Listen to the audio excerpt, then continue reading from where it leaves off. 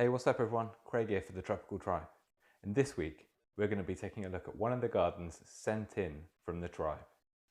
This garden was sent in by Karl in South Africa, and it's a garden that I'd aspire to have. It's got all sorts of exotic and tropical plants that I can't grow outdoors in my garden. He's producing his own banana crops. He's got a fantastic array of wildlife and some resident animals visiting his garden too. So stay tuned, take a look, and comment below and let me and Karl know what you think of his garden. And don't forget, if any of you want your garden featured on the Tropical Tribe channel, just email it or send it to me on Instagram. I look forward to seeing them. Enjoy the video.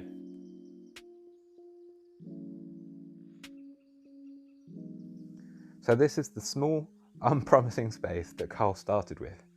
The initial plan was a Japanese garden with some bamboos. But Karl's told me that after some research online, he saw tropical gardens and was inspired to try and create his own. But he had the same problem as so many of us. The soil was mostly sandy and full of rubble, so he dug out the trench alongside the wall to create the first bed and added 90 bags of mushroom compost in the garden in total. The first plants Karl added were palm trees, bananas and bamboos. A lot of people told Karl that he wouldn't be able to grow bananas in his garden, but he's got that same character trait as so many of us tropical and exotic gardeners: determination. And you wait until later in the video. Boy, did he prove them wrong. And look how effective painting the boundary walls that dark blue colour has been.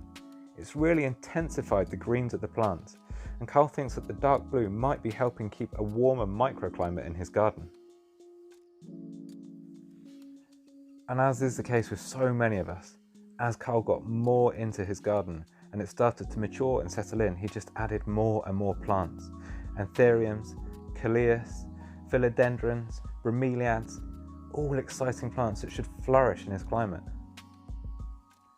And some plants really flourished, like the bananas, which he was told he wouldn't be able to grow. Look at the size of that fruit. Now, if this isn't a sign of success, I don't know what is, and Karl is looking very happy with himself at the fact he's managed to grow his own bananas.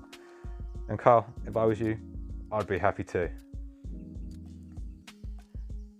And look at this, a very cool visitor paying a trip to a jasmine that was already in the garden but flourished once the soil was enriched.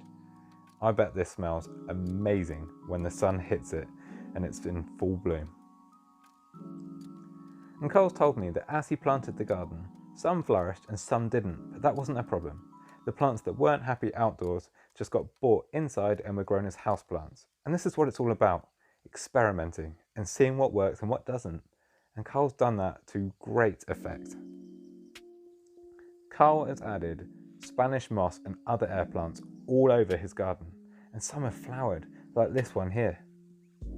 Now they are really thriving. And you can see the masses of Spanish moss being sorted out in this picture.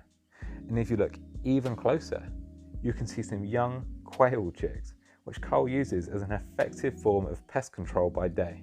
They roam the garden, control the pests, and at night they sleep in an aviary that he's built.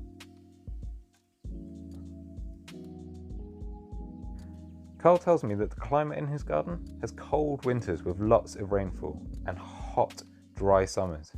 Very much like the weather we've been having here in the UK over the past couple of years, which makes for strong spring growth, but some of the plants can struggle in the cold, wet winters. So the garden's changing, and he always has that opportunity to experiment and tweak things as the years go by. Karl's tropical and exotic styled garden is 2.5 years in the making so far, and he tells me that he thoroughly enjoys sitting outside with a glass of gin, just watching the wildlife visit and enjoy his space. And Karl, I'm sure everybody in the Tropical Tribe can completely understand that feeling you have when you're sat out there enjoying your hard work.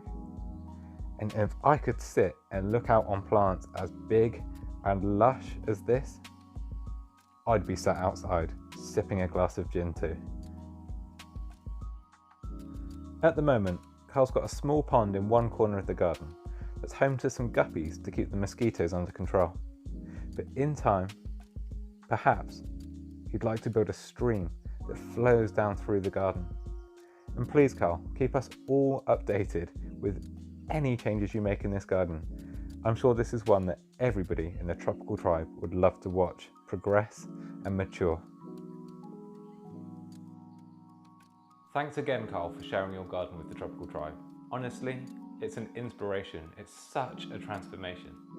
Now, if anybody else in the tropical tribe, that's you, wants to share your garden with so many thousands of other people that are interested in tropical and exotic plants, just like you and me, then email them or send them to me on Instagram. The addresses are above in the video and in the description below.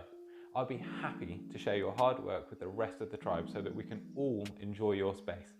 It really does make it worthwhile just hearing what everybody else thinks about your garden. Again, thank you so much for watching, and if you like these videos, don't forget to hit subscribe, and I will see you all in the next video.